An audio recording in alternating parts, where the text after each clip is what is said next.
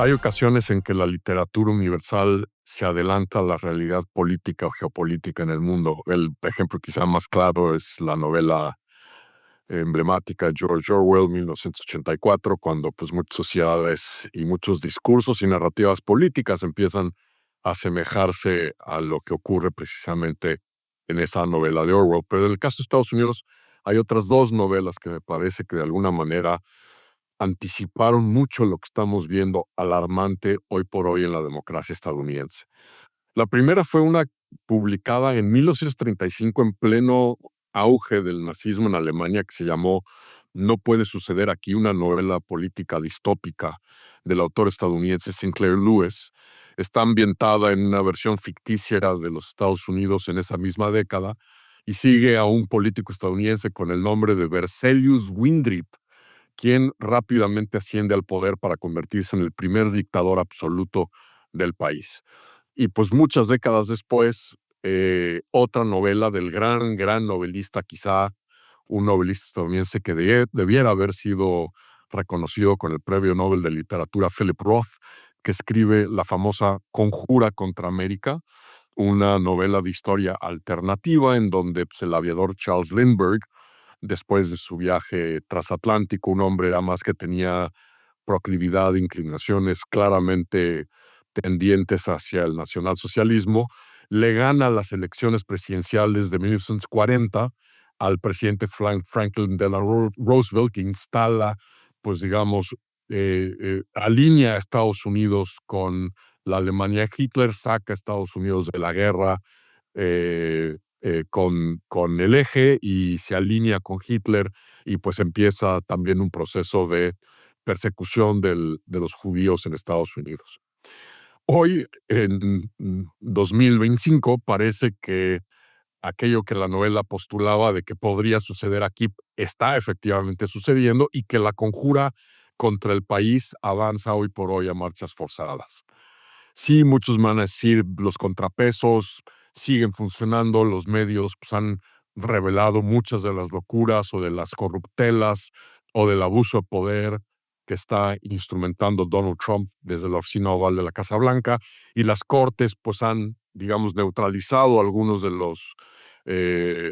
las políticas públicas más alarmantes de este presidente. Pero un poco hay que ver el rosario de acciones de Trump para entender por qué muchos estamos crecientemente alarmados con lo que estamos viendo en este país y en una democracia que, si bien nunca fue perfecta, siempre tuvo contradicciones, fue, a pesar de todo ello, un parangón de democracia liberal. Y es que desde que ocupó el poder hace ya casi 7 meses, Trump ha venido tomando una serie de decisiones, instrumentando una serie de políticas públicas que están reventando los pesos y contrapesos democráticos de este país y minando la investidura presidencial. Empecemos con la primera, su intento por socavar las elecciones del 2020, que, digamos, si bien es un tema superado, ha seguido regurgitando esta gran mentira, como se le llama, que es su argumento de que las elecciones en el 2020 fueron fraudulentas y que le robaron la elección, con lo cual pues, ha venido socavando la credibilidad electoral en este país. Un segundo tema que está en curso, la llamada que le hizo Trump al gobernador de Texas buscando redistritar las circunscripciones electorales para garantizar que el Partido Republicano pueda tener 7 escaños más en la Cámara de Representantes, porque hoy por hoy precisamente la mayoría republicana es de 7 escaños. El ataque al sistema judicial y al Estado de Derecho. El uso faccioso del poder, lo acabamos de ver, por cierto, a 2 cuadras y media de mi casa, cuando allanaron la casa de John Bolton, quien fuera su asesor de seguridad nacional en su primer periodo presidencial, dado a las críticas que Bolton ha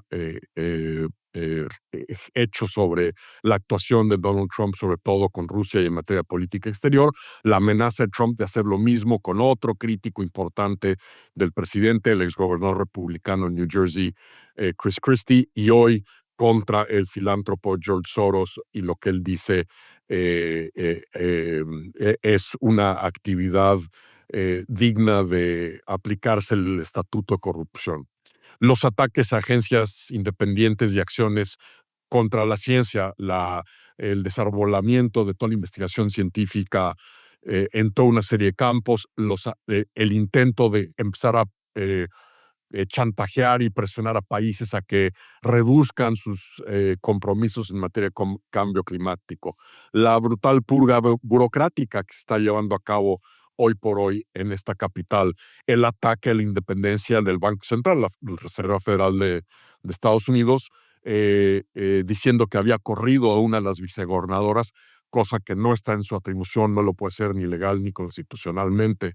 reescribiendo la historia del país, purgando los museos del famoso sistema smithsoniano de referencias a la esclavitud, queriendo, digamos, blanquear la historia del país y diciendo que hay que regresar a una historia que solo alabe a Estados Unidos. Sus amenazas constantes a organizaciones no gubernamentales, a la prensa, sus demandas contra cadenas de televisión y contra medios impresos y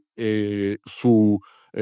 chantajeo a universidades retirándoles fondeo para que se alineen política ideológicamente con su gestión. La consolidación del poder ejecutivo y el debilitamiento de la función pública de este país. De manera tan alarmante, la militarización de la seguridad pública y la vida del país, que de entrada erosiona la confianza entre ciudadanos e instituciones gubernamentales, y además busca que la lealtad de las Fuerzas Armadas no sea a la Constitución, sino a él. Y lo que hemos visto pues, en ciudades como Los Ángeles y ahora lo que hemos atestiguado aquí, quienes vivimos en Washington, D.C., con la presencia de guardias nacionales de otros estados desplegadas con armas, disque patrullando por el tema de criminalidad, que pues, es una entelequia. El ataque al federalismo, es decir, precisamente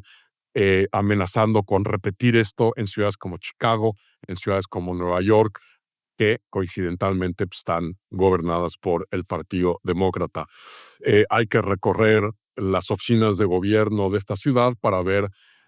fotos gigantescas al estilo stalinista o norcoreano de las fotos con semblante Trump por todo DC, como si estuviéramos en la Plaza Roja de Moscú